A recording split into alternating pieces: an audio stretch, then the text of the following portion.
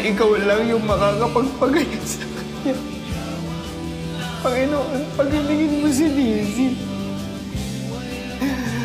Hindi kita iiwan. Hindi na kita tatalikuran kahit kailan. Pagalingin mo lang si Lizzie.